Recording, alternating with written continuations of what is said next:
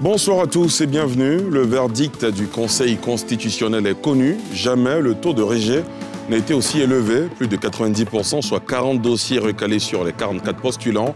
Principale cause des rejets, la caution de 50 millions et le parrainage citoyen. Analyse à suivre en début de journal. Au lendemain de cette proclamation du Conseil constitutionnel, des Ivoiriens rencontrés dans la rue d'Abidjan se prononcent sur cette décision. Vous les entendrez également dans ce journal. Et puis cette nouvelle prise de la gendarmerie nationale, 2 présumés dealers et 13 hors-payeurs clandestins qui s'adonnaient à des activités illicites ont été mis aux arrêts. Près de 80 kg de cannabis, 3000 doses d'héroïne et du matériel ont été saisis.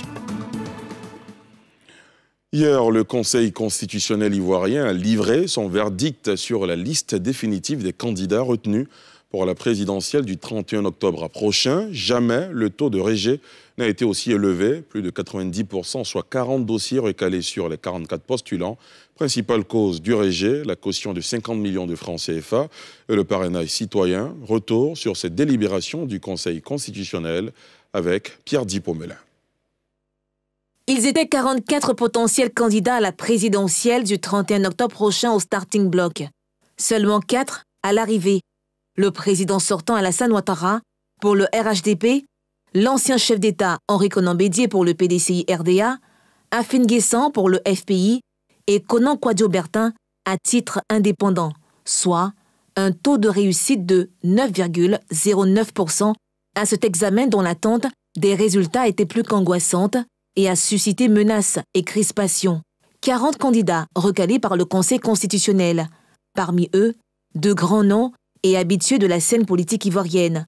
L'ancien président Laurent Gbagbo, l'ancien président de l'Assemblée nationale, disqualifiés tous les deux de la course pour avoir perdu leurs droits civiques suite à des condamnations en dernier ressort par la justice ivoirienne.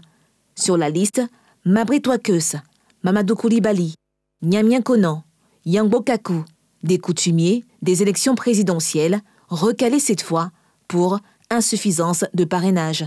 Cette nouvelle disposition du code électoral pour mesurer la légitimité des candidats s'est montrée implacable, réduisant à 4 les prétendants au fauteuil présidentiel, une première dans l'histoire politique de la Côte d'Ivoire depuis 1990. Des religieux étaient aussi candidats à la candidature, 6 pasteurs, un prophète et un islamologue. Le miracle de l'admission n'a pu être possible pour eux, faute de reçu de versement des 50 millions pour le cautionnement et insuffisance de parrainage. Par ailleurs, le dépouillement des dossiers par le Conseil constitutionnel a permis de découvrir une profession très peu connue, propulseur d'avion. Le candidat n'a malheureusement pu décoller ses réacteurs et passer cette étape de validation des dossiers faute de cautionnement et la sempiternelle question de parrainage. Plusieurs candidats recalés contestent la décision du Conseil constitutionnel, une décision pourtant sans appel. Le vin est ainsi tiré, il ne reste plus qu'à le boire. Dans exactement un mois, ce sera l'ouverture de la campagne. Les élections, elles, sont prévues pour le 31 octobre 2020. Plusieurs leaders de partis politiques et aspirants au fauteuil présidentiel ont réagi quelques heures après ce verdict du Conseil constitutionnel. Rappelons que 4 candidatures ont été validées, notamment celle de l'actuel chef de l'État, Alassane Ouattara, Henri Konan Bédié, Pascal Afin Guessan et Kouadio Konan Bertin, dit Kakabé. On fait le point avec Salif Yaleko et Thiemé Dandje. Les réactions ne se sont pas fait attendre quelques heures après la proclamation de la liste des 4 candidats retenus à la prochaine présidentielle d'octobre 2020. L'Union pour la démocratie et la paix, dont le mentor Albert Mabry Touakeus a été éliminé de cette course au fauteuil présidentiel, est monté au créneau pour dénoncer cette décision. Nous avions travaillé et nous avons retourné 8706 parrains dans les 17 régions. Plus la région de Tombouy, ça fait 18. Mais comme on dit que c'est 17 qui doivent parrainer de candidats, nous avons donc dépassé largement les 17 régions demandées. D'où vient le fait que nous avions, on parle de 6 régions. Et vous avez bien remarqué, le président du Conseil constitutionnel hier, contrairement aux autres candidats, pour nous, n'a pas dit que ce qu'on a déposé après, il y a des problèmes là-dessus. Donc ça dit, nous avons pu remplir valablement les 17 régions. À son tour, l'ex-chef de la diplomatie ivoirienne, Marcela Montano, s'étonne du verdict de la Haute Cour le concernant. Je m'étonne donc que le Conseil constitutionnel n'ait reçu que 13 régions au lieu des 22 que j'ai bel et bien déposées auprès de la CEI et que je n'ai pas été saisi par l'une ou l'autre de ces deux institutions pour compléter mon dossier conformément à la procédure arrêtée. L'ancien président ivoirien Henri Konan Bédié se réjouit, quant à lui, de la validation de sa candidature. Le Conseil constitutionnel a validé ma candidature. Nous demeurons en ordre de marche pour la reconquête du pouvoir d'État et la construction d'une Côte d'Ivoire réconciliée, unie et prospère.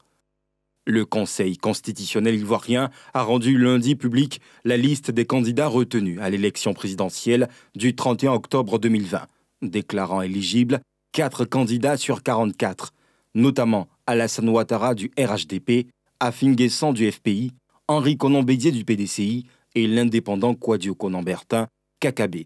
Plusieurs dossiers ont été rejetés essentiellement faute de parrainage nécessaire. Au lendemain de cette proclamation du Conseil constitutionnel, des Ivoiriens rencontrés dans les rues d'Abidjan se prononcent sur cette décision. Ils sont au micro de Yeli Traoré et Harouna Zeba. Dans 44, retenir 4, ça c'est pour provoquer. Parce que c'est les calibres même qui sont quittés. Où est la concurrence? Où est la paix? La paix. Oui. Soro n'est pas là. Babo n'est pas là. On prend Mabri, on l'enlève. KKB, il est qui? KKB. Alors pour moi, bon, les décideurs ont décidé, on n'y peut rien, on attend la suite. Que les élections se passent dans de très bonnes conditions. Les 4 qui sont retenus, que vraiment c'est la volonté du... Le droit est dit, c'est le Conseil constitutionnel qui a validé, donc nous on n'y peut rien. On espère que les élections se passeront dans de très bonnes conditions.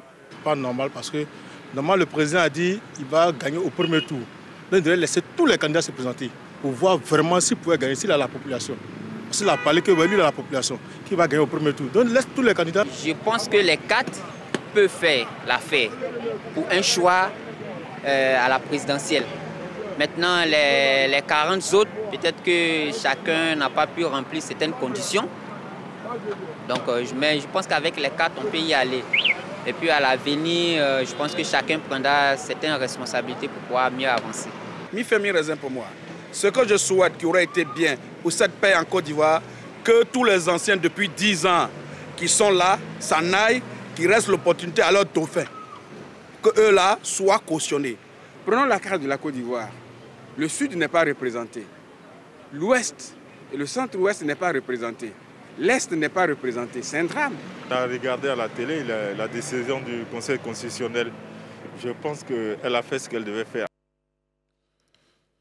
La diaspora africaine en Europe et la société civile africaine mènent une mission conjointe d'apaisement en Côte d'Ivoire face aux tensions liées à la période électorale. La mission a fait une déclaration à la Maison de la Presse au plateau pour inviter toutes les parties à la retenue. Pierre Dipomelin, Tanguy Konan. Suite aux manifestations de rue qui ont eu cours à Abidjan et à l'intérieur du pays dans le contexte des élections à venir, une mission conjointe de la diaspora et de la société civile appelle à l'apaisement. Nous travaillons dans le domaine des conflits, la gestion des conflits et le renforcement du cadre électoral en Afrique.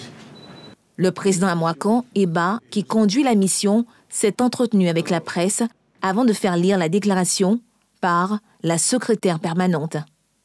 La mission conjointe d'apaisement de la diaspora africaine en Europe et de la société civile africaine appelle les Ivoiriens au calme et à la retenue.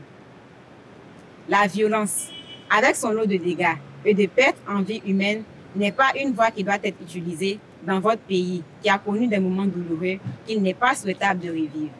Arrivée en Côte d'Ivoire le 15 août dernier de divers pays d'Europe, cette délégation de la diaspora africaine et de la société civile africaine s'est donnée pour mission d'échanger avec les acteurs de la classe politique ivoirienne, de rencontrer la société civile locale et de sensibiliser le peuple sur la non-violence et la cohésion sociale à travers des tournées et des actions de proximité.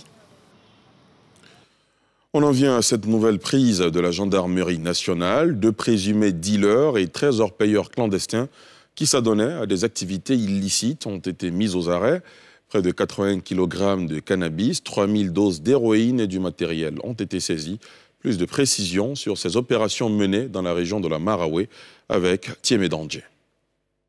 La gendarmerie nationale frappe fort à Boisflé.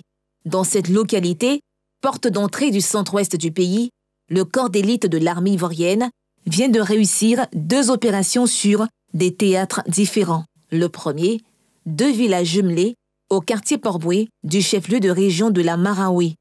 Les gendarmes s'y sont illustrés de fort belle manière avec la saisie de 80 kg de cannabis, 3000 doses d'héroïne emballée, 39 plaquettes de tramadol. À ces prises s'ajoute un sac contenant des granites d'or, 12 téléphones portables et 2 motos. Sur le second théâtre, celui de Kwasi Perita et Angouvia, où des opérateurs illégaux s'adonnaient à l'extraction de l'or, l'unité d'intervention de la maréchaussée ivoirienne a mis la main sur 2 pelleteuses, des motos, des treuils, des moteurs et des bidons d'huile de moteur. Au terme des interventions qui ont vu l'interpellation de 2 présumés dealers et 13 orpailleurs clandestins, le chef des opérations, exploitant un renseignement d'un de nos capteurs, faisant état d'un trafic organisé entre le district d'Abidjan et la région de la Maraoué, nous avons organisé une double opération qui a consisté dans un premier temps à faire un bouclage du quartier que nous avions identifié auparavant.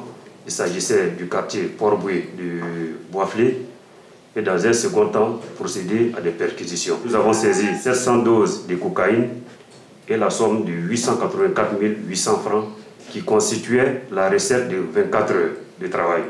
C'est l'occasion pour nous de lancer un appel ici à toute la population de la Maraoué de nous aider à lutter contre ces phénomènes qu'est le trafic et la consommation de la drogue. Notant que de janvier à fin juin 2020, ce sont 570 kg de cannabis et 14 tonnes de médicaments de qualité inférieure et falsifiés qui ont été saisis par le corps du général Alexandre Apalo-Touré.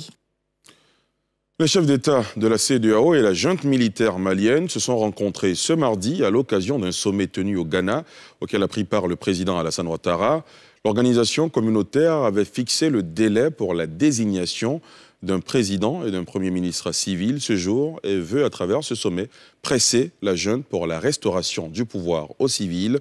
Quant aux putschistes, ils ont la lourde tâche de présenter leur schéma de transition à la CEDEAO en espérant convaincre sur la nécessité d'une transition de 18 mois au lieu des 12 exigés par la CEDEAO. Les précisions de Nadia Edia. C'est un nouvel épisode des négociations entre la junte militaire et la CEDEAO pour une stabilité politique du Mali après le coup d'État du 18 août dernier. Les 2 parties qui peinent à trouver un terrain d'entente sur les conditions d'un transfert du pouvoir aux civils se rencontrent ce mardi 15 septembre au Ghana. Au cours de ce sommet, le colonel Assimi Goïta, chef de la junte, accompagné d'une forte délégation, s'attellera à convaincre sur le bien fondé de la charte de transition adoptée ce 12 septembre après des discussions entre militaires, personnalités politiques et société civile et qui préconise une transition militaire aux civils de 18 mois suivie de l'élection d'un président civil ou militaire. Une tâche pas très aisée face à une organisation communautaire qui se veut intransigeante sur la question de la restitution immédiate du pouvoir aux civils et une transition d'1 an maximum couronnée par l'élection d'un président civil. Comme moyen de pression, la CEDEAO a adopté le retrait du Mali de ses instances, imposé l'embargo sur les flux commerciaux et financiers à destination du pays et fixé l'ultimatum ce jour pour la désignation d'un président et d'un premier ministre civil. Pour l'organisation, la stabilité politique du Mali, déjà en proie à des crises sécuritaires et politiques, en dépend. Notons que la charte entérinée par la junte militaire ce 12 septembre souffre déjà de contestation de la part du mouvement du 5 juin, rassemblement des forces patriotiques qui dénonce la volonté d'accaparement au profit du CNSP, Conseil national de salut du peuple institué par les putschistes. Et dans quelques minutes, Vincent Toby Irié, ex-préfet d'Abidjan, sera l'invité de Sans Réserve en direct de NCI. Ce sera juste après la météo qui va suivre ce journal. On se retrouve juste après donc la météo pour Sans Réserve avec l'invité de ce soir. C'est la fin de ce journal. Merci de l'avoir suivi. Rendez-vous pour Sans Réserve. À tout à l'heure.